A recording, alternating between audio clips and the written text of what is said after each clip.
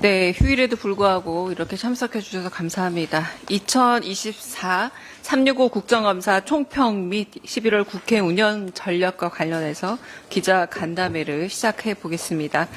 자, 이 자리에는 박찬대 원내대표, 박선준 원내수석, 김용민 정책수석, 정진우 원내대표, 비서실장, 윤종근 원내대변인 함께 하시고 있고요. 전 사회 맡은 원내대변인 강유정입니다. 먼저 원내대표의 모두 발언 듣고 시작하겠습니다.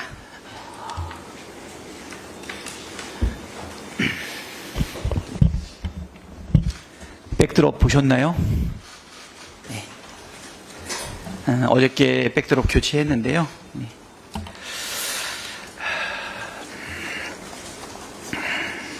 네.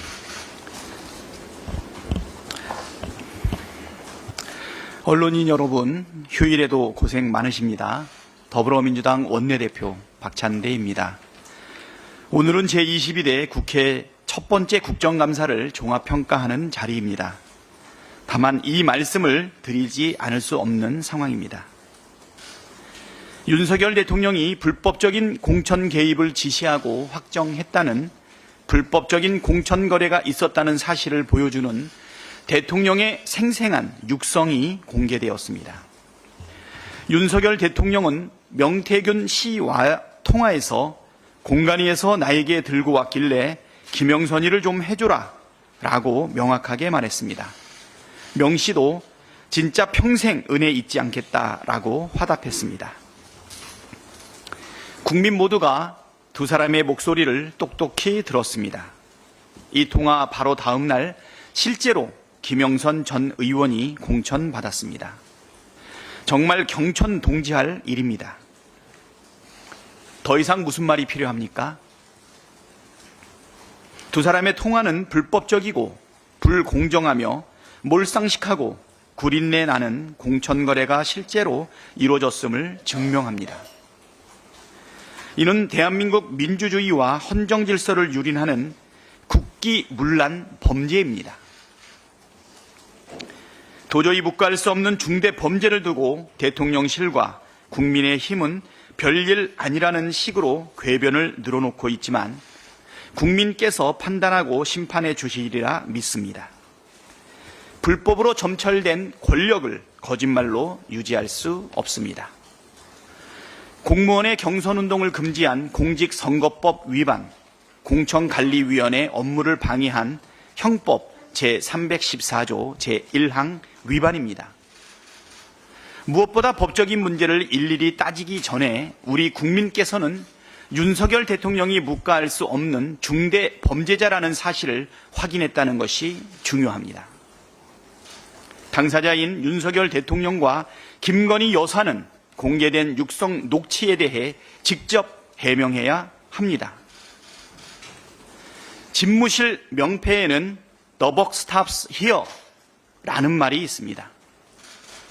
영어 잘하는 우리 대통령님, 무슨 뜻입니까?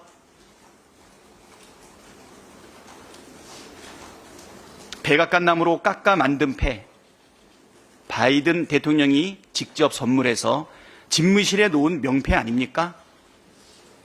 모든 책임은 여기서 끝낸다.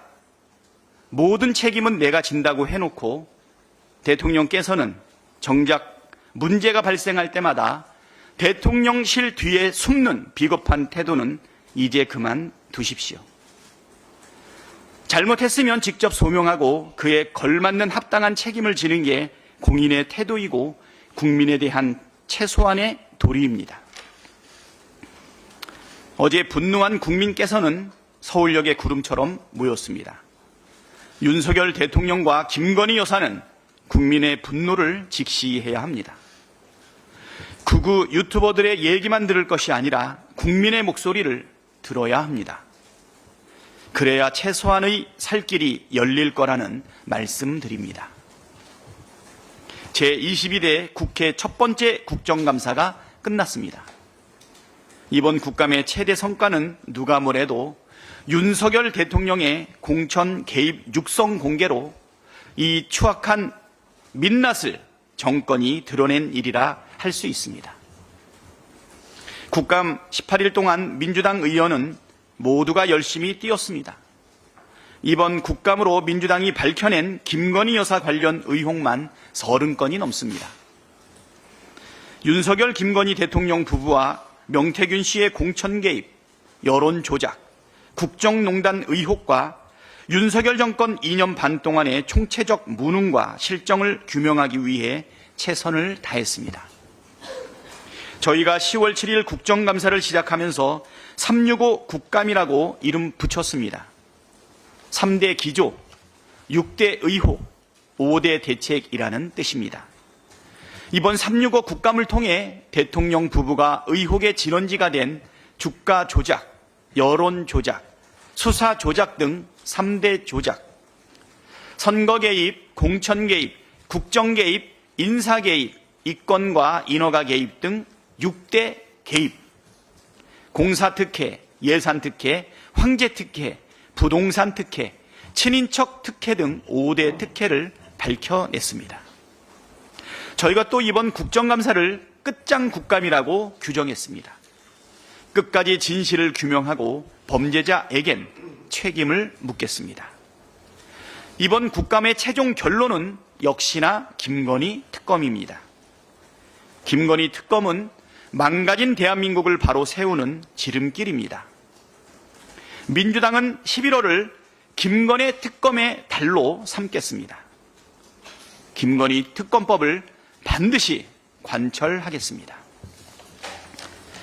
윤석열 대통령이 사는 길은 김건희 특검 수용밖에 없습니다. 한동훈 대표와 국민의힘도 김건희를 특검하라는 민심을 따르길 촉구합니다. 민심을 외면하고 김건희 여사 방탄에 몰두한다면 정권과 함께 몰락의 길을 가게 될 것입니다. 대한민국을 바로 세우는 진짜 싸움이 시작됐습니다. 민주당은 비상한 시기에 비상하게 행동하겠습니다.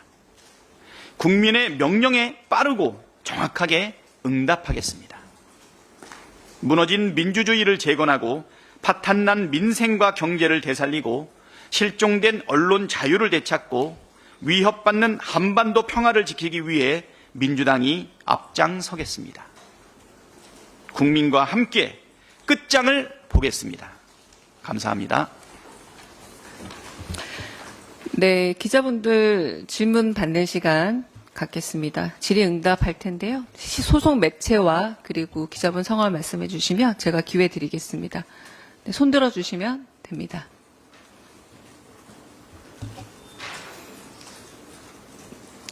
네, 이승우 기자님. 네. 네. 안녕하세요. 동아일보 이승우 기자라고 합니다. 휴일에 고생 많으셨고 임기 단축 개헌 관련해서 질문 드리고 싶은데 연대 모임에서 최근 개헌 관련된 움직임이 좀 활발한데요. 다른 지도부에서 탄핵 외에 임기 단축 개헌 같은 문의가 좀 있으실지 궁금합니다. 지금 일부 의원들 사이에 그런 의견이 있는 것으로 알고 있는데요. 당 차원에서는 공식적으로 논의된 바는 현재 없습니다. 다만 국민들, 특히 시민단체와 지식인들이 그 정치권을 현재 개헌으로 압박하고 있는 것은 사실입니다. 국민의 뜻이 많이 반영되어 있다는 것을 보고 있습니다. 임기 단축, 개헌, 그것은 탄핵으로 가지 않고 주권자인 국민이 이 꼬여있는 정국을 타개하기 위한 방법이다라고 의견을 제시하면서 정치권을 압박하고 있는데요. 사실 정치권에서 이 부분에 대한 많은 압박을 느끼는 것도 사실이고요. 여당 쪽에서도 이 의견이 많이 나오고 있다고는 합니다. 하지만 저희 민주당은 시급한 과제로 특검을 최우선으로 지금 두고 있다, 이렇게 말씀드리겠습니다. 네, 다른 질의 또 받겠습니다. 네. 이제 예산 독해도 시작하고 있는데 예산 독해에 대한 기조와 관련된 예, 지금 11월 달에 이제 예산 국회가 시작이 됐습니다. 예, 이번 주부터 이제 예결위, 종합 질의와 이제 부처별 질의도 같이 이루어지게 될 텐데요. 철저하게 예산 심사를 진행을 할 거고요. 이전에는 지역구 쪽지 예산 등 지역구 예산과 관련된 부분 때문에 협상에 최종 목표를 달성하기 어려운 부분이 많이 있었는데요. 지금은 그런 거 고려하지 않고 과감하게 불필요한 예산, 심사를 거부하는 예산, 자료를 충분하게 내지 못해서 심사할 수 없는 그런 예산들은 과감하게 삭감하도록 하겠습니다. 예를 들면 검찰의 특활비 같은 경우에는 국회의 어떤 심사도 지금 받지 않고 있고요. 검찰청의 상당한 예산도 법무부 예산에 집어넣어서 제대로 된 심사를 받지 못하는데요. 그런 경우에는 아주 단호하게 잘라내겠습니다. 세출 예산은 그렇고요. 그리고 또 필요한 예산 중에서 고교 무상교육 예산 대부분을 정부 안에서 삭감되어 있지 않습니까? 이번에 우리 민주당이 그 부분과 관련해서 법안을 일방 통행을 했는데요. 뒤늦게 국민의힘도 고교 무상 예산 해내겠다 이야기를 하니까 증액과 관련해서 국민의힘이 얼마나 대응하는지도 분명하게 살피겠다 이런 말씀 드리고요. 또 한편으로는 세법이 있는데요. 지금은 이제 세출 가지고 심사를 많이 했는데 11월 말까지는 새로 개정될 세법에 대한 기재위 심사도 있습니다. 국회 선진화법 하에 11월 말까지 여야 간에 정부안이 협의되지 않으면 바로 정부안이 자동으로 부의되는 제도가 있는데요. 이번에 운영위에서 자동 부의되고 있는 예산, 국회의 심사권을 제한했던 그 세임 예산에 대해서 이번에 수정안을 저희가 또 내었습니다. 이번에는 세입뿐 아니라 세출까지 철저하게 검토해서 국회의 권한을 바로 세우고 잘못된 정부의 관행을 잡는 그런 예산 국회가 되도록 하겠습니다. 네. 네. 다른 질문 받겠습니다. 네. 한국이고 개정자라고 합니다. 네, 저 이제 특검 추진을 위해서는 여당과의 이제 공감대 마련이 좀 중요할 것 같은데, 이게 여당에서는 이제 뭐 그다지 중요하지 않다, 이번 녹취 공개에서도 그런 반응을 보이고 있는데, 그러면 이제 추가 녹취 공개가 아무래도 좀 중요할 것 같아요. 여론을 구성하는 데 있어서 추가 녹취 공개는 앞으로 어떻게 하실 예정인지 궁금합니다. 또 어떤 내용이 있는지도 궁금한데, 김건희 여사 육성 있는 녹취도 있는지, 아니면 윤 대통령의 녹취도 저번에는 간접 녹음이었는데 이번에 좀 더 보다 명확한 녹취가 있는지도 궁금합니다. UFC 혹시 보셨나요? 제가 볼 때는 국민들이 심판인데 갑자기 경기를 중단시키는 경우가 있죠. 넉다운 됐을 때. 저번에 명태균 씨와 대통령의 통화로 중요한 부분은 아마 다 나오지 않았나 이런 생각이 드는데, 추가적인 또 육성 녹음이 더 필요할까요? 자료는 많이 있습니다. 자료는 많이 있고요. 김건희 여사의 육성도 있느냐 이렇게 얘기하는데, 이 부분은 우리가 NCND로 말씀을 드리겠습니다. 다만 이미 공개되어 있는 녹취로 혹시 부족해서 묻는 것인지 그렇고요. 자료는 지금 많이 들어와 있고요. 이 부분은 우리가 정무적으로 시기와 내용들은 좀 판단해서 필요한 경우에 발표할 생각입니다. 추가적으로 공개 시점은 우리가 지금 특검법을 지금 추진하고 있고, 그 다음에 여당의 공식 입장, 그리고 아까도 저희가 이야기했지만 대통령이 직접 입장을 밝히는 것은 또 어떠냐, 당사자인 김건희 여사가 또 입장을 밝히는 것은 어떠냐, 이런 것을 한 번씩 살펴보면서 정무적으로 판단하겠다. 그리고 지금 녹취 제공받은 것들 양이 너무 많아서요, 전체 분석이 아직 다 완료되지 않은 부분도 있고 또 완료된 부분도 있습니다. 중요도에 따라서 정무적으로 판단해서 밝혀나가도록 하겠습니다. 우리 우태균 기자가 질의를 했으니까 설명을 좀 드리면, 처음에 명태균 씨의 증언이 나오면서 이것이 확실한 거냐, 그러면서 이제 크로스 체크가 들어가지 않았습니까? 그러면서 이제 언론에서도 대통령이라든가 김건희 여사의 관련된 음성이 나오느냐, 거기에 초점이 맞춰졌는데 지금 드러나지 않았습니까? 명백하게 이 공천 개입, 선거 개입에 드러난 사실이 드러났다고 하면은 이제는 이제 언론에서 어떻게 가야 되느냐. 뭐 제가 언론에 뭐 방향을 제시하는 게 아니라 대통령이 그러면 직접 이 부분에 대한 해명을 해야 되는 거 아니겠어요?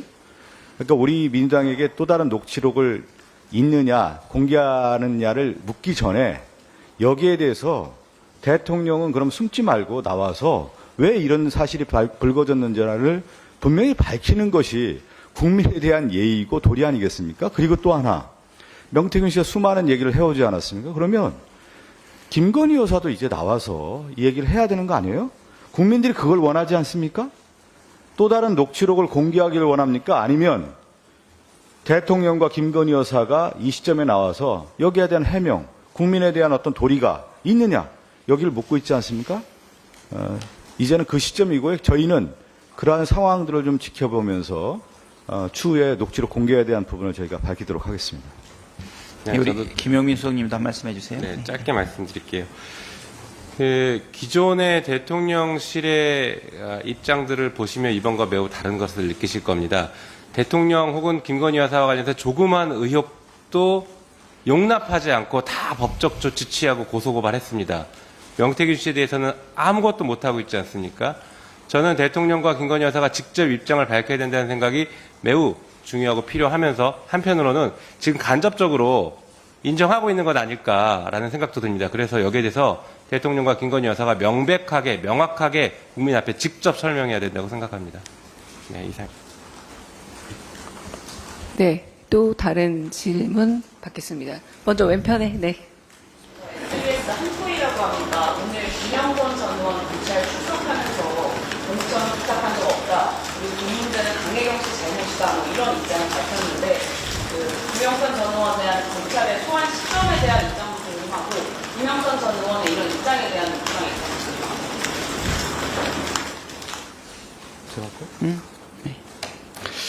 김영선 전 의원은 오늘 검찰에 나가면서 어떤 조율을 했는지는 모르겠지만 그동안 명태균 씨의 녹취록에 등장하잖아요. 명태균 씨가 김영선 전 의원을 다잡고 하대하고 면박 주면서 하는 모습이 나오지 않습니까? 한나라의 5선 의원이었던 분이 지금까지 숨어 있었고 피해 있었던 거 아닙니까? 지금의 김영선 전 의원의 태도에 대해서 국민들이 신뢰할 수 있겠습니까? 이상입니다. 다만 저기 우리 김영선 의원도 궁색한 피의자의 신분으로서 그동안 검찰이 가장 잘해왔던 거 뭡니까? 내가 볼 때는 궁색한 피의자의 사법적 이익을 위해 가지고 검찰의 압박에 무릎 꿇고 사실이 아닌 이야기가 나오지 않았으면 좋겠습니다. 네, 쌍방울의 김성태나 유동규 씨 같은 그런 사례가 반복되지 않기를 바랄 뿐입니다. 네, 질의하시겠습니까? 네. 네. 네, MBC 스토어라고 하는데요. 김건희 특검법 관련해서 좀 여쭤보고 싶은데 이게 원내에서 실제로 법사위에서 추진하신다고 했을 때 오늘 안철수 의원이 이제 여야 합의로 김건희 특검법 추진할 수 있다라고 밝히면서 다만 단서처럼 독소조항 삭제했을 때 가능하다 이렇게 입장 줬는데 이거 관련해서 좀 민주당은 어떻게 생각하시는지 궁금하고 김건희 특검법 현재 발의되어 있는 거에서 독소조항이라고 여당 측이 주장했을 때 받아들일 수 있는 부분이 어떤 건지 이렇게 부탁드립니다. 네, 일단 김건희 특검법은 저희 입장에서는 반드시 통과시킨다, 관철시킨다라는 것이 가장 중요한 입장이라고 생각합니다. 그렇기 때문에 열어두고 접근할 수 있다라는 것도 분명히 말씀드립니다. 그리고 한동훈 대표도 김건희 특검 이거 법적 문제 해결해야 된다라고 끊임없이 얘기했기 때문에 저는 여당에서 이런 것들이 더 공론화되고 의견이 나왔으면 좋겠다는 생각입니다. 오늘 안철수 의원이 얘기했던 독소조항이 도대체 어떤 것을 구체적으로 독소조항이라고 콕 찍어 얘기하는지는 아직은 좀 불분명한 것 같기는 한데 그동안 여당에서 계속 얘기해왔던 추천 방식이나 뭐 이런 것들을 두고 하는 게 아닐까 싶기는 합니다. 그 부분은 뭐 지금 입장에서는 그 얘기를 보고 저희가 판단할 문제이지만 기본 입장은 열어두고 있다라는 정도는 말씀을 드리고 싶습니다. 한편 저희는 말씀드린 것처럼 14일에는 반드시 통과시킨다는 입장을 갖고 있기 때문에 국민의힘에서도 이 부분을 통과시킬 생각이 있다라고 하면 좀 빠르게 의사결정을 하고 협상 테이블에 나오기를 바랍니다. 이상입니다. 예, 김건희 특검 네 열려 있습니다. 우리가 13건에 대해 가지고서 특검을 하겠다 이야기를 했는데요. 그 내용이라든가 형식, 그다음에 주장하고 있는 독소 조항 등 이런 부분들에 대해서도 네 열려 있다 이렇게 말씀을 드릴 거고요.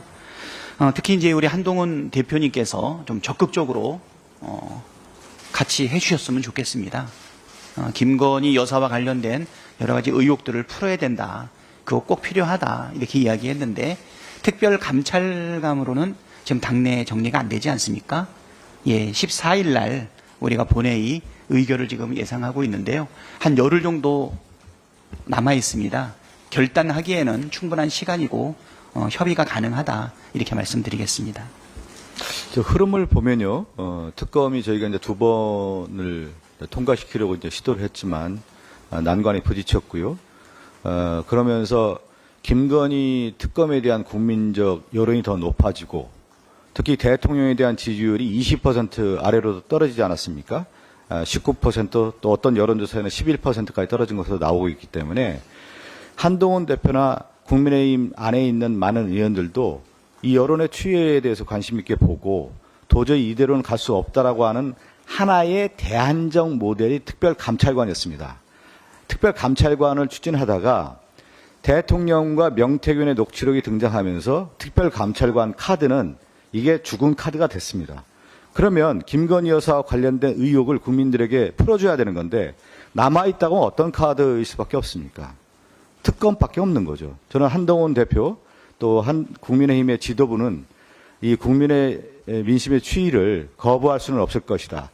대통령이 김건희 특검법을 거부했지만 지금 국민의힘은 이 김건희를 특검하라고 하는 민심을 거부할 수 없기 때문에 그렇다고 하면 한 발짝 더 나가서 이제 한동훈 대표는 특검과 관련된 입장을 좀 더 명확하게 내야 된다.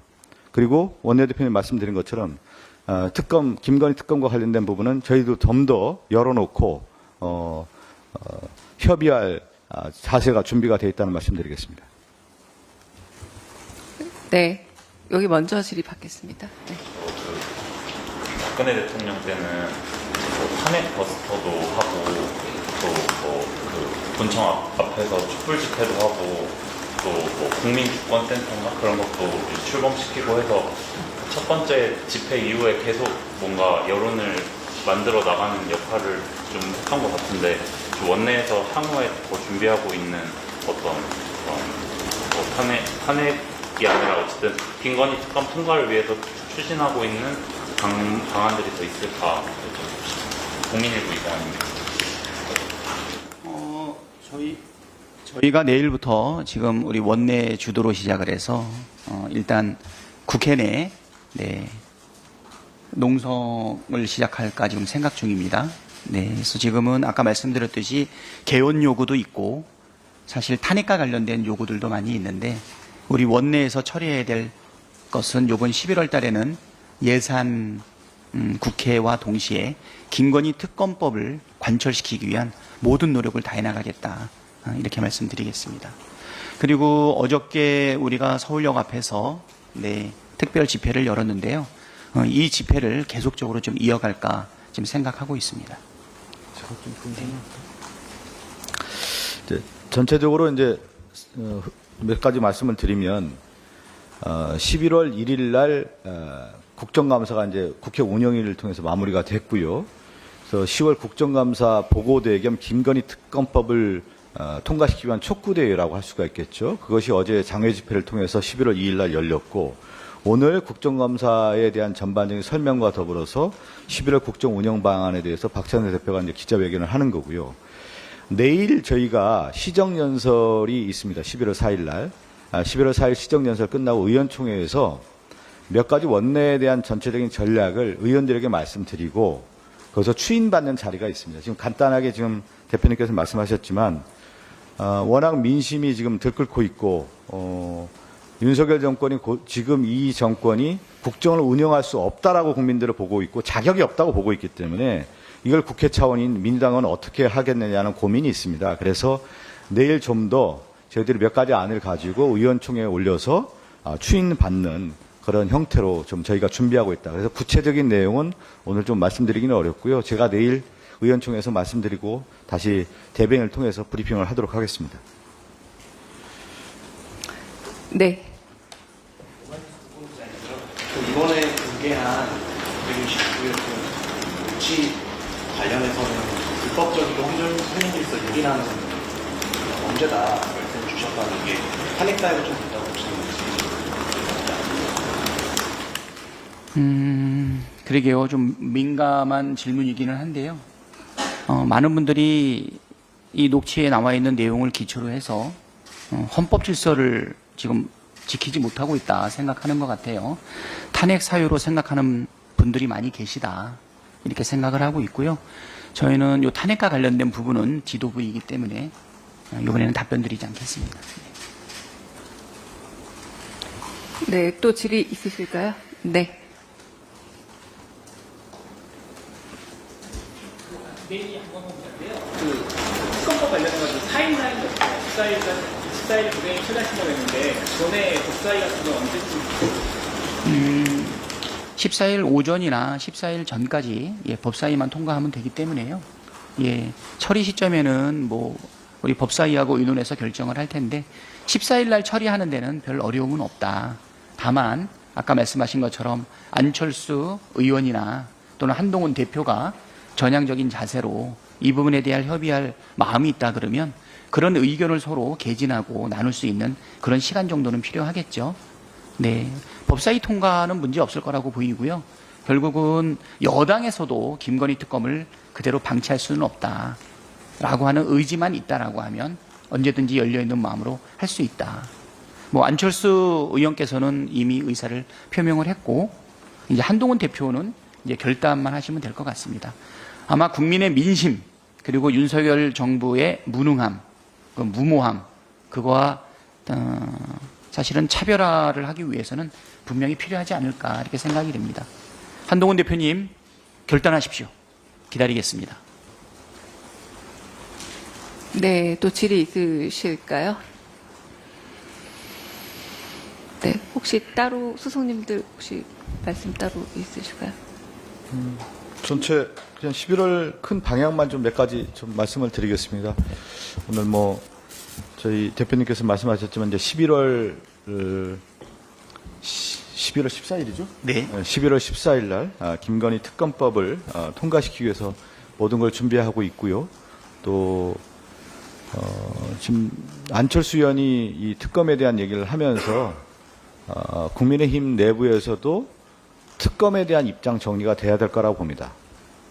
그러니까 마냥 피해갈 수 없는 문제 아니겠습니까? 그래서 오늘 한동훈 대표뿐만 아니라 국민의힘에 있는 의원들도 김건희 특검법에 대한 입장을 정리해 주기 바란다는 말씀 드리고요. 저희는 일관되게 11월 14일 날 통과시키고 주위에 거부권의 행사가 된다고 하면 이 거부권도 마찬가지입니다. 윤석열 대통령이 이번에 거부권 만약에 하면 김건희 여사 가장 의혹의 덩어리라고 할 수 있는 부분들을 다시 대통령이 거부하는 것에 대해서 국민들이 용납할 수 있을까요? 저는 두 번의 거부권 행사와 이번 세 번째 윤석열 대통령이 거부권 행사하고 하는 것은 시기와 국민의 민심에 이렇게 비춰봤을 때 전혀 다른 시점이 왔다. 이제는 윤석열 대통령이 거부를 할 수는 없을 것이다. 저는 그렇게 봅니다. 거부를 했을 경우에는 더 큰 파도가 몰아칠 수밖에 없는 것이죠. 그렇게 보기 때문에 저희는 총력을 다해서 11월 14일 통과시키려고 하고 있고요. 그리고 저희가 이제 준비하고 있는 것은 11월 14일은 김건희 특검법에 모든 초점을 맞추겠다라는 말씀드리고 또 한 번 이제 11월 28일에 저희가 국회가 열린다고 하면 이때 최혜병 국정조사를 저희가 추진을 하려고 합니다.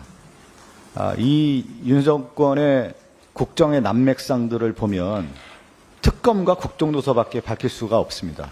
검찰에 맡겨서는 이 문제들을 풀 수 없기 때문에 그래서 최혜병 국정조사를 추진하고요. 또 하나 지금 오늘 질문은 나오지 않았지만 대표님께서 또 준비한 것 중에 하나가 뭐냐면 상설특검입니다. 이 상설특검은 일반 특검의 보완제로서 저희가 준비하고 있기 때문에 이것들을 하나하나 차근차근 11월 국회에 저희가 통과시키려고 지금 관심을 갖고 있고 노력을 기울이도록 하겠습니다. 여기에 대해서 좀 김영민 의원님도 좀 보완 설명해 주시면 좋겠습니다.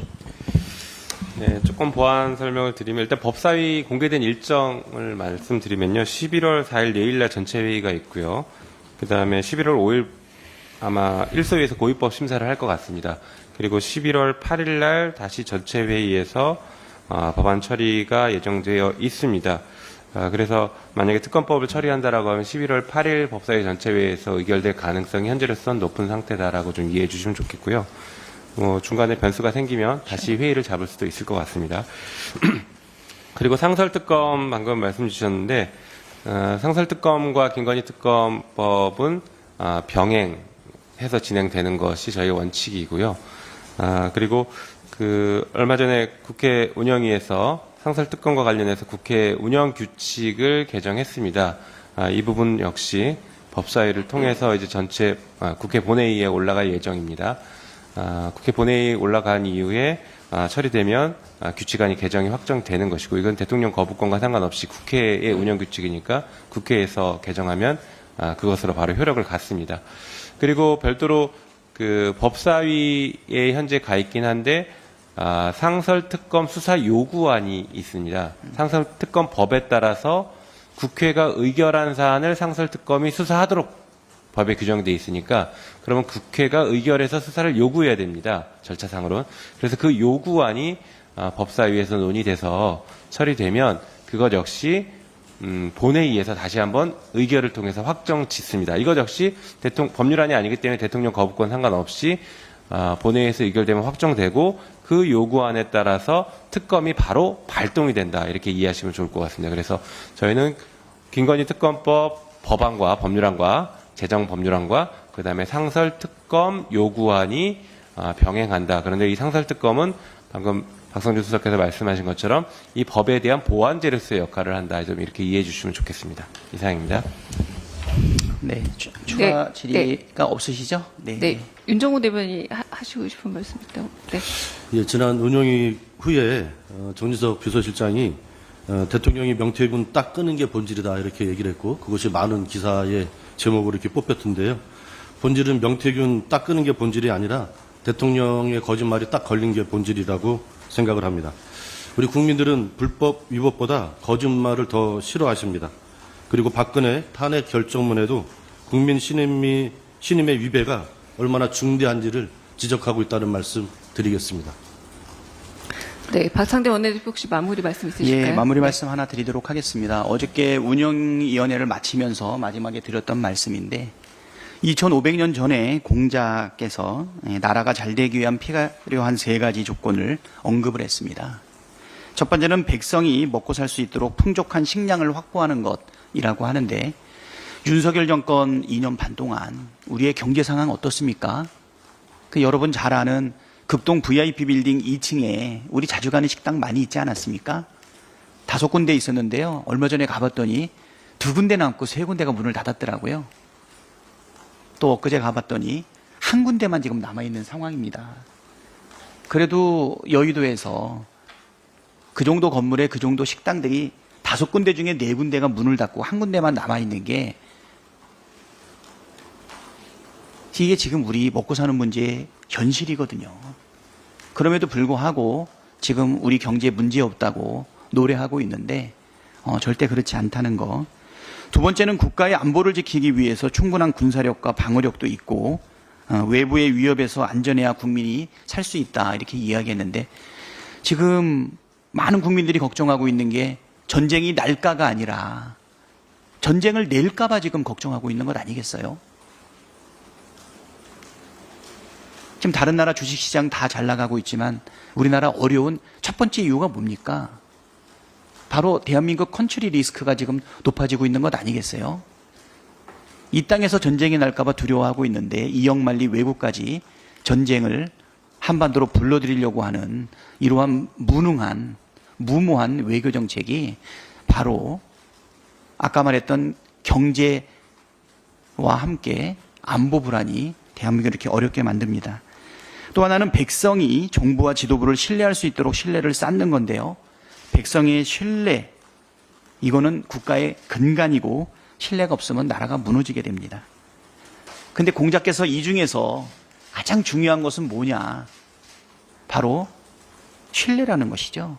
백성의 신뢰가 없으면 나라가 존속하기 어렵다. 지금 윤석열 정부 들어서고 나서 먹고 사는 문제, 그 다음에 안보 문제, 그리고 신뢰, 이 모든 것이 다 지금 무너지고 있는데요. 지금 윤석열 정부는 우리 경제 그리고 안보뿐 아니라 제일 우선적으로 해야 될 것은 거짓말로 점철되어 있는 윤석열 정부의 2년 반을 돌아보면서 철저하게 국민 앞에 신뢰를 쌓기 위한 자기 고백, 반성이 필요하다고 생각이 됩니다. 대통령께서는 더 이상 국민을 멀리하지 마시고 11월 4일 날 잡혀있는 국회 시정연설에 꼭 참석하시기 바랍니다. 꼭 참석해서 국민의 대표 앞에서 나라의 예산을 어떻게 이끌어갈 것인지 이야기해 주시기 바라고요. 그리고 더 이상 책임을 다른 사람한테 미루지 말고 직접 대통령과 영부인께서 명태균과 관련된 것뿐 아니라 모든 의혹들에 대해서 직접 국민 앞에 솔직하고 명명백백하게 밝히기를 당부합니다. 네, 여기서 2024-365 국정감사 총평 및 11월 국회 운영 전략과 관련한 기자 간담회 마치겠습니다. 감사합니다.